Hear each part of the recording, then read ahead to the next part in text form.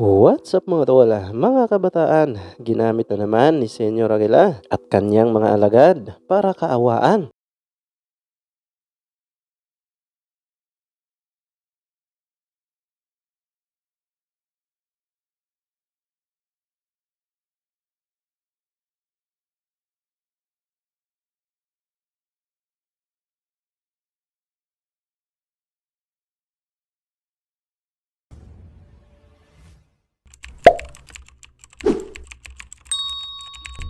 Sa isang video nga ngayon na kumakalat mga tol, ay mapapanood nga natin kung paano nga ginamit ng mga alagad ni Senyor Aguila ang mga kabataang ito para kaawaan nga sila, lalong lalo na nga ang kanilang kinikilalang Diyos na si Senyor Aguila, na kung saan nga ay ginamit ang mga kabataang ito para pahawakan ang isang karatula na may mga nakasulat na mga kataga, na kung saan nga rin ay nagpapahiwatig sa sulat ang mga kataga na tila nagpapakaawa nga sila.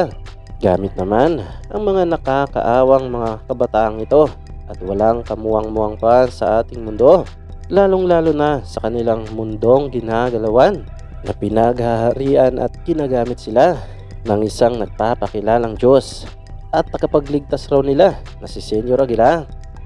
Panoorin natin ang clip na ito.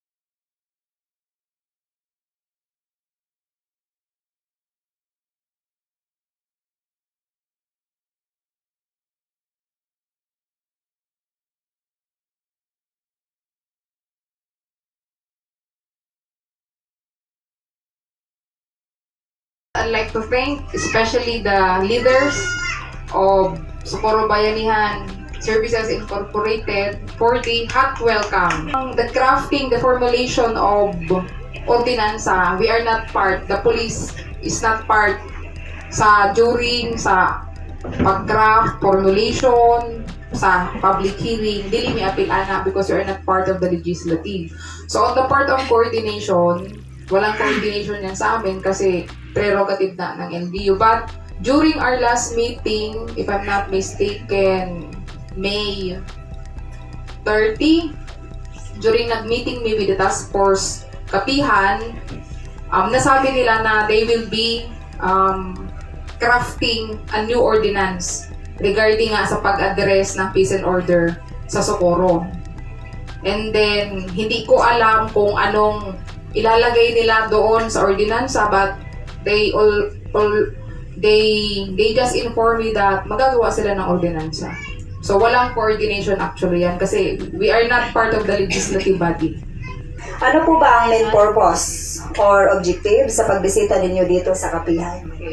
Our main purpose actually, pagpunta namin dito sa Kapihan, so prior na pumunta ako dito, nag-seek ako ng clearance sa municipal task force natin, yung task force Kapihan, kasi nga, di ba, bawal umakyat dito ang mga dili taga Socorro. So, syempre, mananghit punta. So, nananghit ta, municipal mayor, and then the chairman of the municipal task force. Ngayon, ang purpose ng punta namin dito, yun nga din, prior niya, nag-coordinate na ako with Attorney Ralna na magkakaroon kami ng parang investigation regarding nga doon sa mga issues na nakakarating sa PNP, which is kailangan naming i-validate kung tinuod ba. Like for example, nung last na pumunta ako dito, nakapasok man talaga ako ng mga fax holes, di ba? So after ko dito, pinreset ko sa higher headquarters. Sabi ko, eto yung sinasabi niyong fax hole. For me, personal experience and knowledge, kubo to. Kubo, may konting duyan. And then, the higher headquarters decided na magpadala na lang ng mga investigador para mabalidate ang info na binigay ko. So, parang ganun nga ang nangyari. Nag-tour dito, punta kami ng parang semi-validation na rin siya kasi may info na may info na kami na ganito. So, kailangan lang namin siya i-validate kung totoo ba o hindi. So, during our observation sa pag-ikot sa Kapihan, we can say na wala naman kami nakitang mali. Sa lahat ng nakita namin na napuntahan namin, so far wala naman. So, thank you.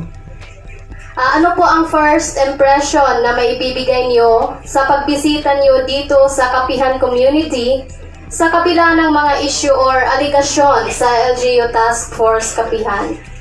Ang first impression, nakuha nyo talaga yung kultura ng Pinoy na na pinagyayabang natin sa buong mundo. Yung pagiging hospitable. Very hospital talaga kayo. Very hospitable, very welcoming kayo sa mga visitors. Actually, bago nga ako pumunta rito, anong last na pumunta ako dito, sinabihan ko na yan si Attorney Ral na, Attorney, next time mag-visit ako dito, wala na yung mga banda-banda ho. Unya, nagulat ko, Diyos ko, may nagsayaw-sayaw na.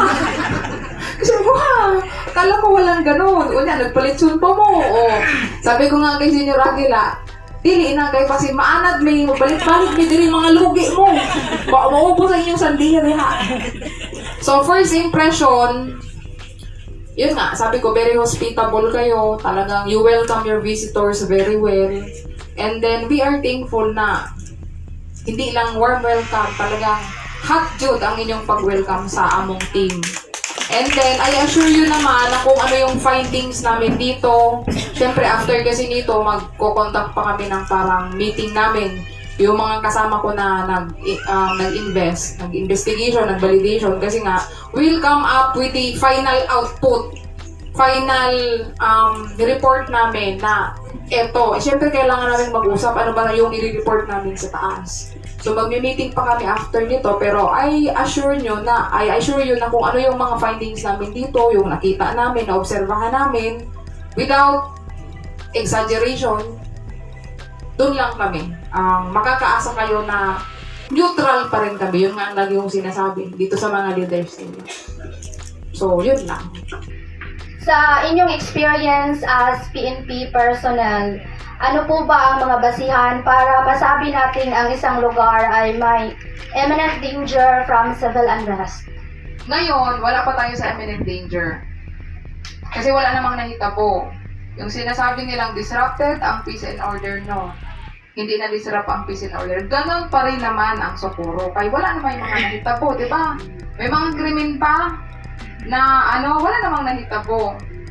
So yung sinasabi mo sa ordinansa, siguro, lang yan ng LGU to strengthen the security and the safety of the Socorro. Pero kami naman sa PNP, when it comes to checkpoint, kasi parang ang in-emphasize doon sa ordinansa is pag-contact namin ng checkpoint.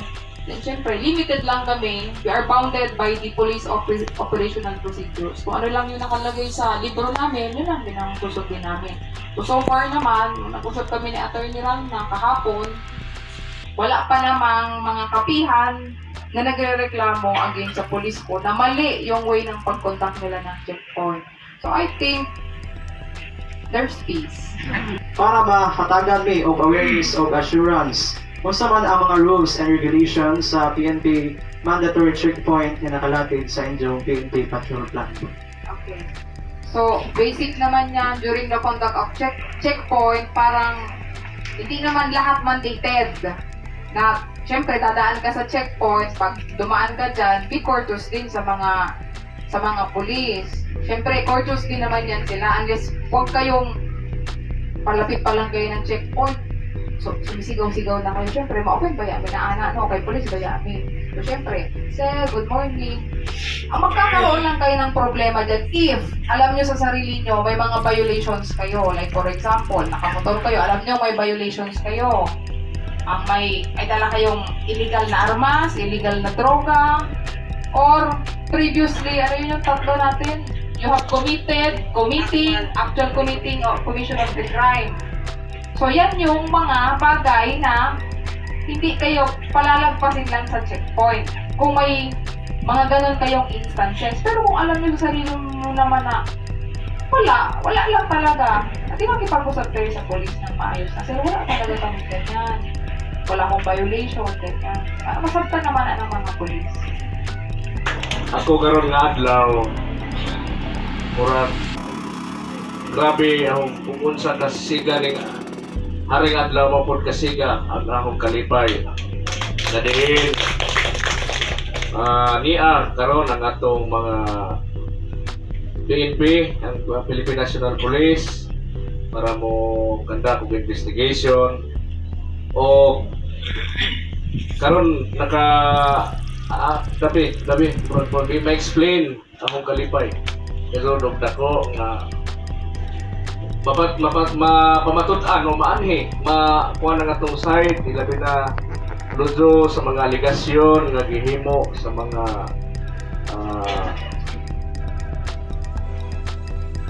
batok dinhi mga aligasyon nga pasulti sa uban o karon mga mauro lamay akong mahisulti. Thank you sa Philippine National Police na diin anhi sila aron mukanda ng investigation. Mali akong lihuwat.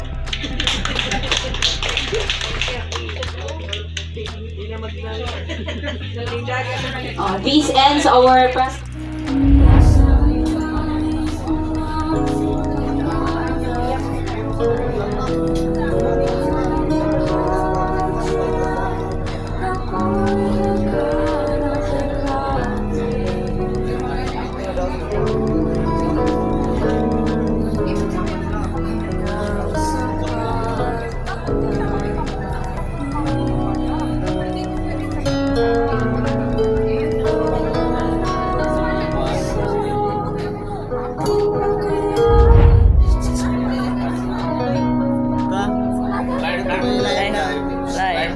Live.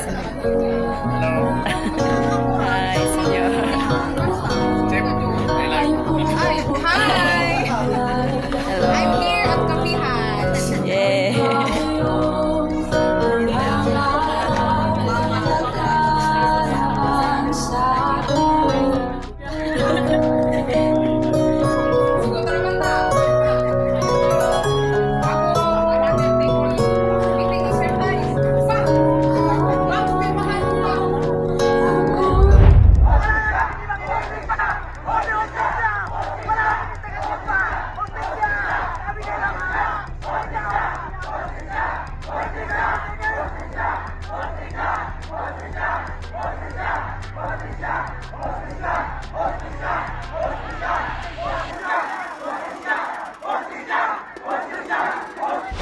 So hanggang dito lang tayo mga tol.